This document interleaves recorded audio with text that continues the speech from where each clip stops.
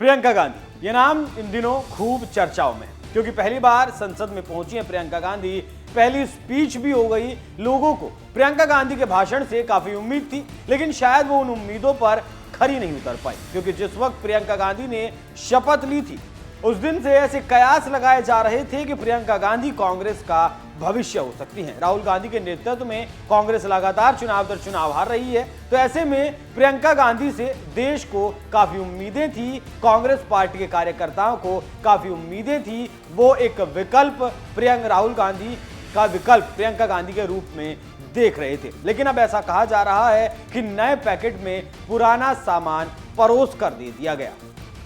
सारे संसाधन, सारी दौलत, सारे मौके एक ही व्यक्ति को सौंपे जा रहे हैं।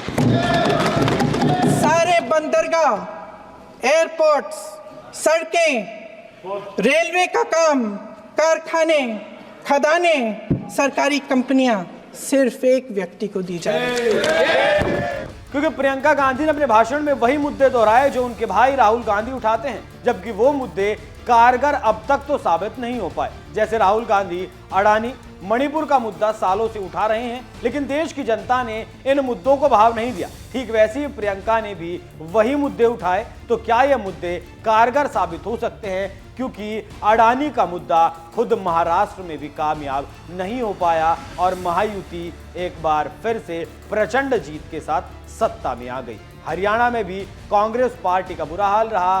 कश्मीर में पैर रखने की जगह नहीं है। झारखंड में अगर हेमंत सोरेन ना होते तो शायद जो सीटें जीती हैं वो भी ना जीत पाते। लेकिन फिर भी जिन मुद्दों के सहारे राहुल सत्ता की सीढ़ियां नहीं चढ़ पाए, उन मुद्दों के सहारे कैसे प्रियंका सत्ता के गलियारों में अपनी अलग पहचान बना सकती हैं?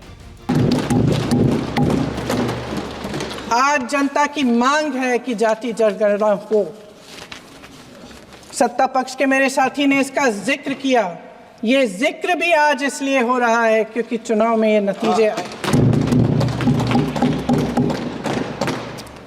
ये जाति जनगणना इसलिए जरूरी है ताकि हमें पता चले कि किसकी क्या स्थिति है और नीतियां उस हिसाब से बने।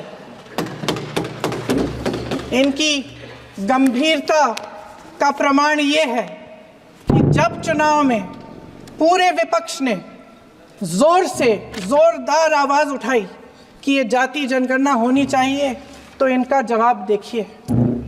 इनका जवाब भैंस चुरा लेंगे, मंगलसूत्र चुरा लेंगे, इनका ये जवाब था। ये गंभीरता है इनकी जाति जनगणना पर। केरल के वायनाड से संसद पहुंची प्रियंका गांधी ने लोकसभा में अपना पहला भाषण दिया। इस डेब्यू स्पीच में प्रियंका ने रिकॉर्ड तोड़ने की कल्पना जरूर की होगी, लेकिन लगता है वो पहली ही पारी में खुद के ही भाषण से क्लीन बोल्ड हो गई।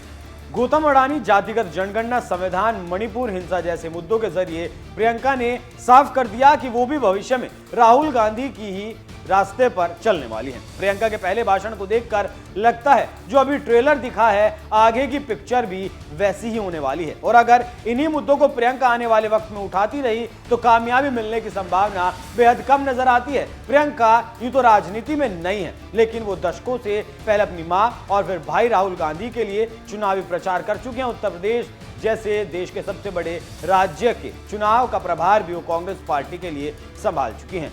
तो वो राजनीति में अपरिपक्व खिलाड़ी हैं, ऐसा देखकर तो नहीं लगता। आज जनता की मांग है कि जाति जनगणना हो। सत्ता पक्ष के मेरे साथी ने इसका जिक्र किया। ये जिक्र भी आज इसलिए हो रहा है क्योंकि चुनाव में ये नतीजे आए। ये जाति जनगणना इसलिए जरूरी है ताकि हमें पता चले कि किसकी क्या स्थिति है और नीतियां उस हिसाब से बने। इनकी गंभीरता का प्रमाण ये है कि जब चुनाव में पूरे विपक्ष ने, अगर आपको लोकसभा चुनाव याद हो तो कांग्रेस ही वो पार्टी थी जिसने ये प्रचारित किया था कि बीजेपी को 400 पार सीटें संविधान बदलने के लिए चाहिए, लेकिन बावजूद इसके संविधान बचाने वाली जनता ने संविधान बचा लिया और तीसरी बार मोदी को सत्ता सौंप दी। लेकिन प्रियंका भी उन्हीं मरे हुए मुद्दों के सहारे चलने की कोशिश कर रही हैं जिन मुद्दों को जनता ने सिरे से खारिज कर दिया।